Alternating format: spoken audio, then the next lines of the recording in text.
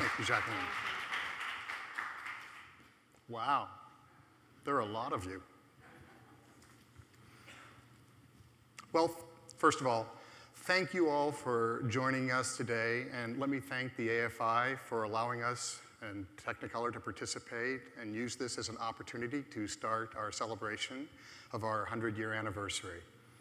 When I was invited to present, I had a chance to think of what I was going to say and chat with my colleagues. And in reviewing our shared mission, that of Technicolor and the other key players who bring technology and entertainment to the audiences around the globe, it was difficult not to be overwhelmed by the changes that we are experiencing and the increasing pace at which new developments are unfolding. Indeed, the pundits tell us that we live in an era of constant disruption.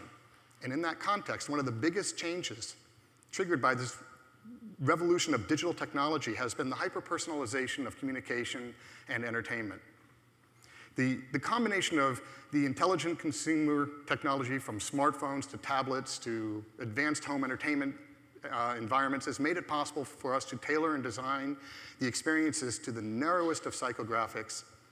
In fact, we are well on our way to not only customizing experiences to the individual consumer, but to actually their very specific mood that they might be in at any specific time.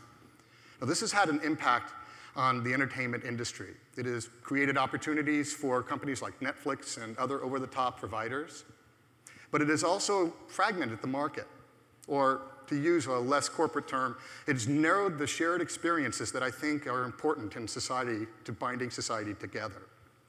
Trends in personal computing and communication have prompted many industry analysts to wonder whether this hyper-personalization will make the end of the old-fashioned concepts of movie theaters or projects that are viewed by a large critical audience.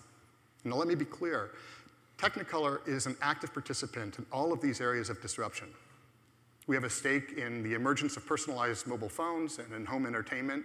However, these new areas of emerging innovation coexist and complement, but will never replace the idea of people gathering in a dark space and share a good story with families and friends and strangers.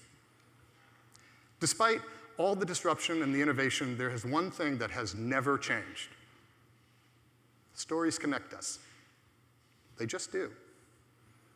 Stories are often how we introduce ourselves to our friends on an interpersonal level. Hello, Jacqueline, it's nice to meet you. And then the story begins. But stories are also how companies, associations, churches, and society at large maintain and nurture the critical connections that create the cultural context that keep us together. Stories allow us to make sense of our shared experience through the high points and low points of our lives. It's a reality that goes all the way back to the beginning of humanity, when our ancestors would gather around the hearth and remember the day's hunt or remember comic or tragic events of the days gone by in an oral tradition. And that oral tradition was a multi-sensory experience. Now, the contrast between the light and fire of the dancing shadows and the cave walls were as important to the storytelling process as the performance delivered by the storyteller. That shared experience in a dark space has been replaced and replicated again and again over the history of humanity.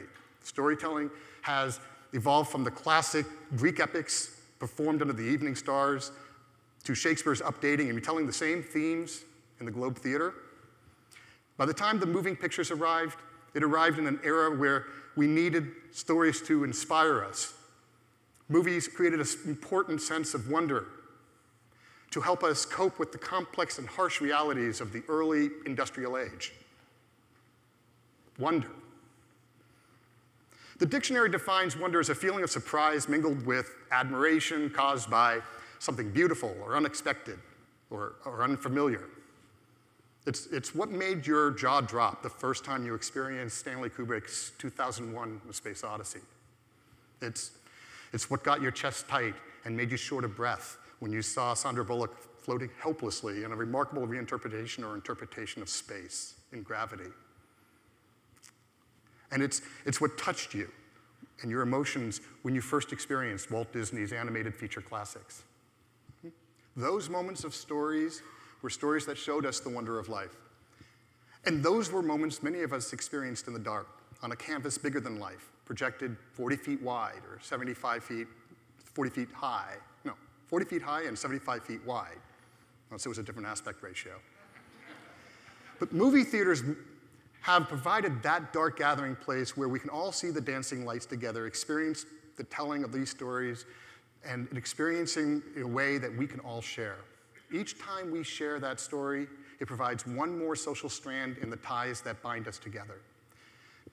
Now, before you go off thinking this is some kind of loosey-goosey kumbaya moment, let me assure you that it is anything but. We are all, in fact, pre-wired to experience in groups things differently than we experience things alone. Our brains actually sync up when we walk into a theater with scores and scores of strangers. Consider the work of Uri Hansen, a psychologist at Princeton University, whose fascinating work was just recently again profiled in Wired magazine. He actually demonstrated that when people watch a clip from a classic Western, The Good, the Bad, and the Ugly, a Technicolor project, by the way, several brains that come in, the activity in several brain areas rises and falls the same time in different individuals across the entire group of viewers. The synced up brain regions include the primary auditory and visual context, right? It's kind of interesting. Now you might think, yeah, okay, if you put a bunch of people in a dark room and they look at the same thing, then yeah, it makes sense that the stimulus that they see is going to affect them in a common way. But that is not necessarily true. It turns out that if you put people in a theater and you show them random images of people walking through the streets of New York or a pastoral scene, there is hardly any group sync up at all. In fact, less than 5% of the subject's cortex got together on the same page in the experiment that Hansen ran. Now contrast this with when Hansen's team observed people watching the tense bank robbery scenes from Dog Day Afternoon, another Technicolor film that was handled by Technicolor. In that case, significant brain synchronization occurred across nearly 70% of their cortex. It isn't being in the dark that brings us together. It's the shared experience of consuming a well-told story in the dark that establishes a connection and then almost literally melds our minds. Now really, this is quite amazing. It also represents an immense challenge to the movie-making community and an important responsibility. After all, you cannot look at this evidence and not conclude that what we do acts as a form of social glue that binds us. So back to the original point. The importance of storytelling has not really changed in thousands of years. It remains a vital part of our shared experience as human beings. What has changed is technology, which is really just a fancy name for tools. Tools that we use to tell our stories. Technologies actually define the canvases we use. And the reason technology is so important is because it brings new ways to tell stories about those handful of human experiences and themes that are explored by each generation. Those great meta-themes include humanity's relationship with nature, or our struggle against societal pressure, or our quest to understand divinity, or our efforts to overcome adversity.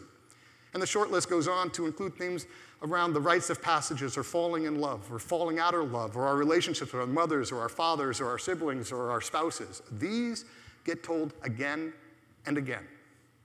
They are told because they are critical for each generation to learn and understand. It puts those lessons into current contexts. The introduction of new storytelling technologies not only make and serve to make recurring themes of literature relevant, but they also provide new environments in which to experiment with entirely new creative ideas. In the 20s, it was sound and radio. In the 30s, it was color. In the 40s and 50s, it was television, among other innovations. These advancements in technologies enhanced the evolution of wonder. They created new opportunities for storytellers to bring their visions to life, and they pushed the envelope of creativity. But more importantly, they contribute to the development of our cultural sensitivities and characteristics. Now, one of the recurring themes of the story of Technicolor's 100 years of existence is how new technologies prompt the rise of communities of interest. Our contributions to the use of color advanced storytelling objective was applied magnificently with The Wizard of Oz. And to this day, we still have teams of color scientists enhancing color in the digital age. Martin Scorsese's The Aviator, Ang Lee's The Life of Pi, Alejandro Inarritu's The Birdman, all share a continual quest within Technicolor to advance color science in the service of telling great stories. But beyond color, the rise and importance of visual effects has prompted us to bring on new generations of artists who can, on a daily basis, balance and foster our suspension of disbelief. These artistic communities continue to be challenged and empowered by a desire to tell a new story in breathtaking ways. They are dedicated to innovation, often in an environment of skeptics. It's worth remembering a prediction from the head of the patent office in the late 19th century, Charles Holland Duell, who said, "Everything that can be invented already has been invented."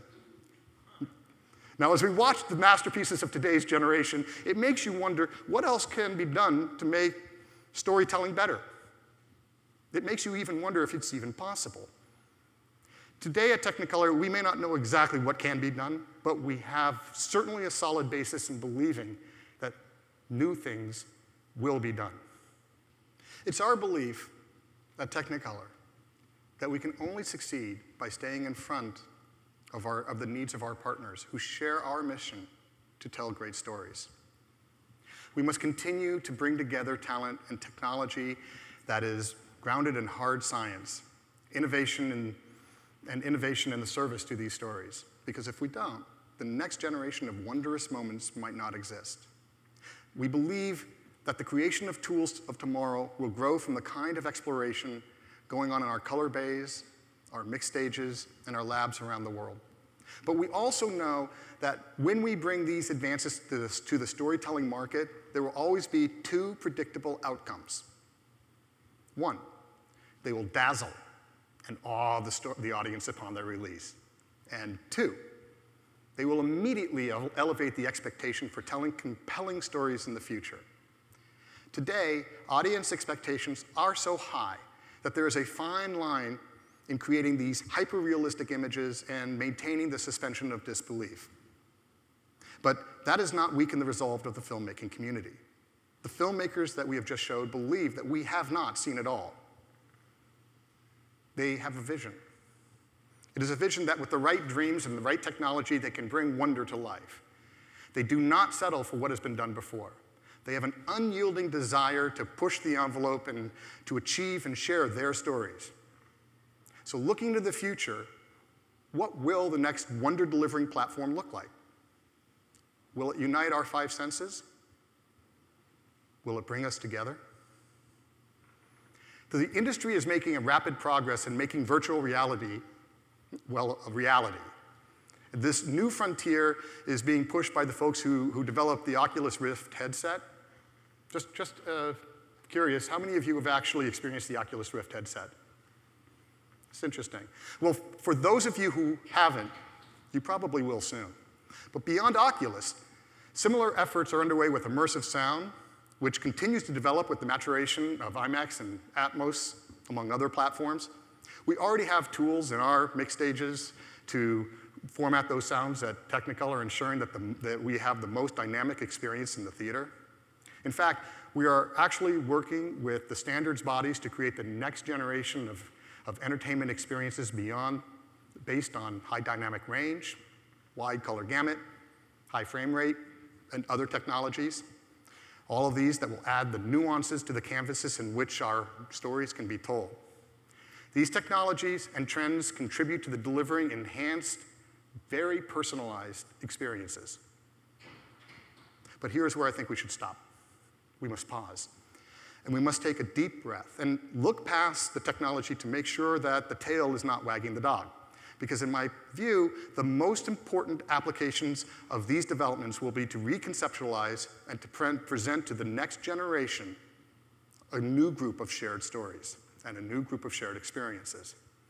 If we, as filmmakers, are to continue to be members of a community that proves and provides the social glue that binds us, then we must remember to make sure that the stories we are telling have a pure, true, and compelling basis that quite literally will resonate with the audiences. So even as companies like Technicolor and others work feverishly toward the next generation of technology, enhanced experiences, we cannot forget the core value of strong storytelling. Ultimately, in my view, that's what we are all here for. That's where we will find our best selves, serving the story. Thank you for joining me around our proverbial campfire. And please get the graham crackers and the marshmallows and perhaps the drinks. Get up. Here you go.